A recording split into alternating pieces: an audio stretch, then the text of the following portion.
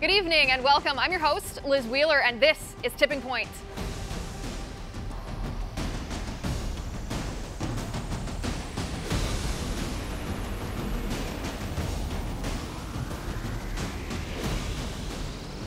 Tonight, President Trump recognizes Jerusalem as the capital of Israel and plans to move the U.S. Embassy from Tel Aviv to Jerusalem.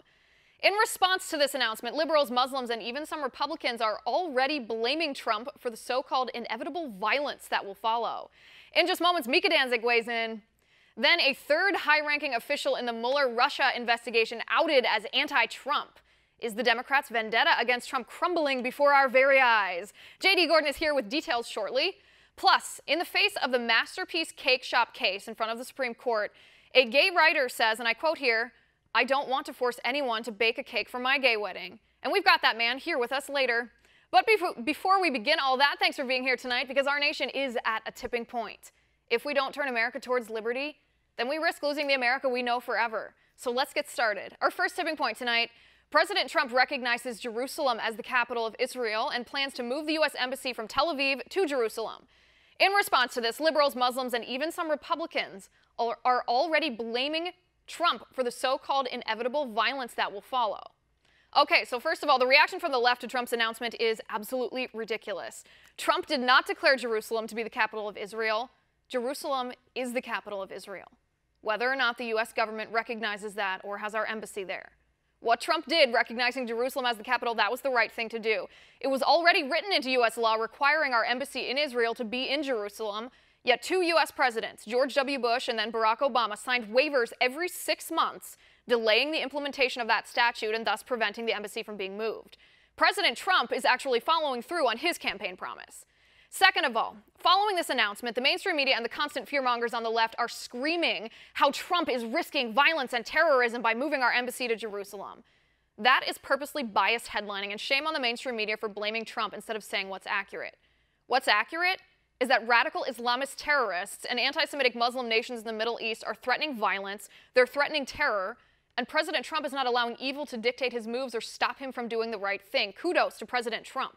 This is the president earlier today.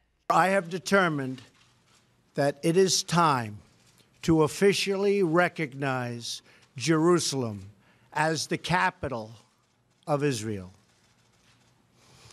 While previous presidents have made this a major campaign promise, they failed to deliver. Today, I am delivering. Joining me now, former IDF soldier and former NYPD officer Micha Danzig. Micha, good to see you. Good to see you, Liz. All right, Micha, this is pretty big news. Trump recognizing Jerusalem as the capital of Israel and moving our embassy. I think there are 2 points to be made on this, like I said in the introduction. The first of all is the recognition itself. The reaction from the left and from many Arab countries in the Middle East, they're acting like Trump declared Jerusalem to be the capital of Israel, right. And that is not the case. No, it's certainly not the case. It is, in fact, it's historical in that it's finally happened. It's, quote, about time. But Trump has nothing to do with Jerusalem being the capital of Israel. Jerusalem has been the capital of two Israeli countries that preceded, two Jewish states that preceded the modern state of Israel for hundreds and hundreds of years, in fact, thousands of years. And Jerusalem has been the center of the Jewish people. It's capital in terms of its spirit and its soul for over 3,000 years. So Mr. Trump did not make anything the capital of Israel. Jerusalem has been the capital of Israel, right. And it's been the modern state's capital for almost 70 years now, way before there was any, quote, occupied territory. Right, and that's where I think the mainstream media is getting this wrong. They keep using the phrase, Trump declared Jerusalem to be the capital of Israel. He didn't declare anything. He simply recognized what already existed, what was. And it is a significant recognition, and kudos to President Trump for doing that, but it's being misconstrued a bit by mainstream media. Okay, the second thing is moving our embassy there. There was talk yesterday and the day before that Trump might say that the United States recognizes Jerusalem as the capital of Israel, but delay again, sign that 6-month waiver, delaying moving the embassy from Tel Aviv to Jerusalem. This is one that's almost funny to me, because the building, which is now in Jerusalem, the U.S. building, the consulate there, all that they have to do to turn that into the embassy is literally change the sign. Yeah, there's no reason to delay. The fact that this is supposedly going to take 4 or 5 years is disappointing to me. The reality is that this is the right thing to do for numerous reasons, and as Mark Twain once said, I'll paraphrase him, it's never the wrong time to do the right thing.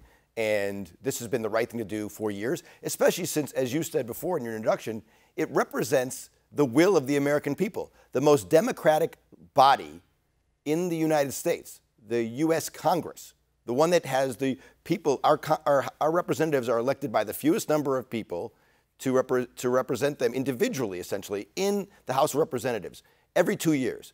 It's the most democratic body in America, the one most in touch with the people. It voted overwhelmingly on a bipartisan basis for the U.S. to recognize Jerusalem as Israel's capital, and for the U.S. Embassy to be moved to where Israel has its capital, to where the Prime Minister sits, to where its Supreme Court is, to where its legislative body is. That's where it makes sense logistically for an embassy to be. Right. In other words, this is not a unilateral move by the president, although I might argue your point whether Congress is the most in-touch political body in our country right now. But more or less, I understand what point you're trying to make. It's the most democratic. Right, right. The third point that I want to make here is that a lot of the critics on the left, people who are critical of President Trump recognizing that Jerusalem is the capital or moving the embassy, delaying moving the embassy to Jerusalem, are already blaming Trump for violence. They are saying by doing this, President Trump is inviting violence. He is inciting violence. He risks violence. That attitude, to me, is almost mind-boggling. It's almost the same as victim shaming in a sense. The left tells us that we're not supposed to slut shame. If a girl is dressed promiscuously, she's not inviting rape, and they are absolutely correct. She is not, regardless of whether she should be dressing like that.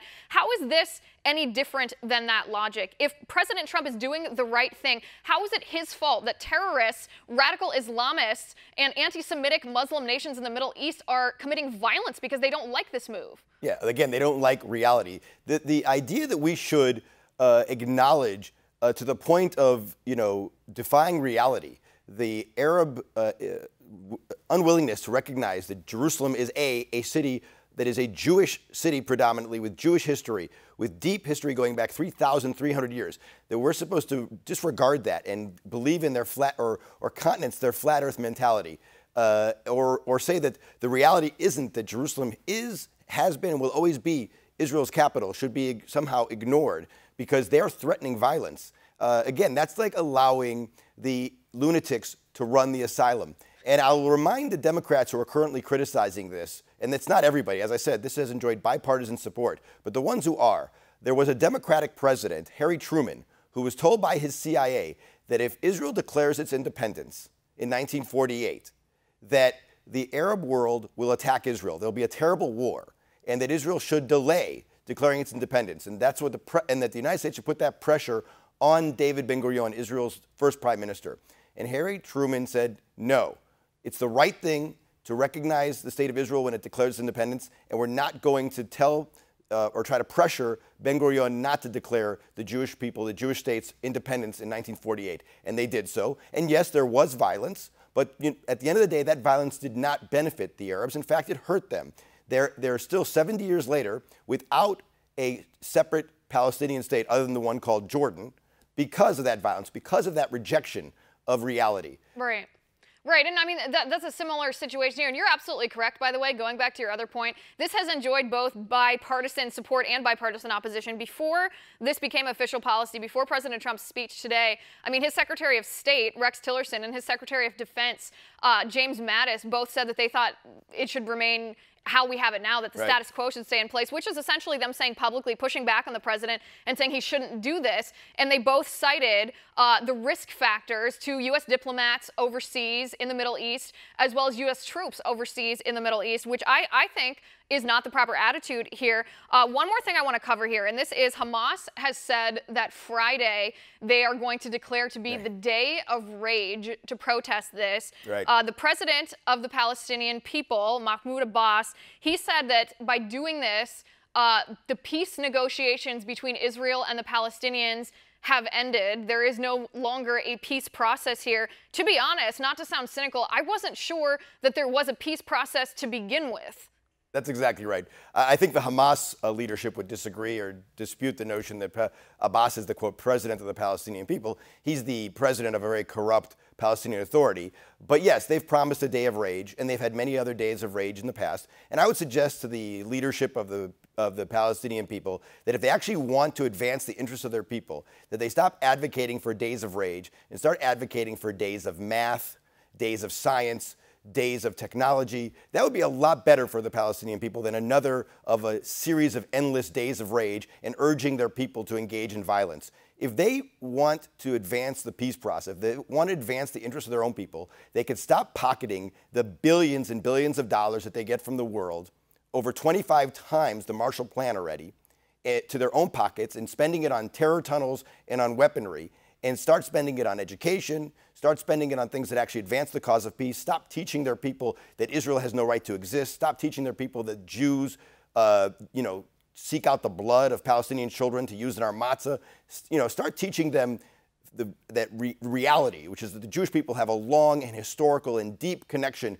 to the land of Israel, longer, deeper, and more historical than any other people on earth. And it's our indigenous homeland, and we have a right to be there. If they teach them that, there will be peace. Right.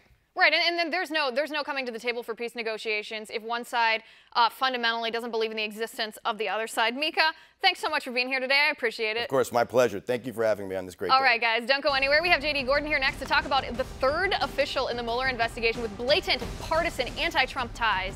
Is the special counsel crumbling before our very eyes? That's next.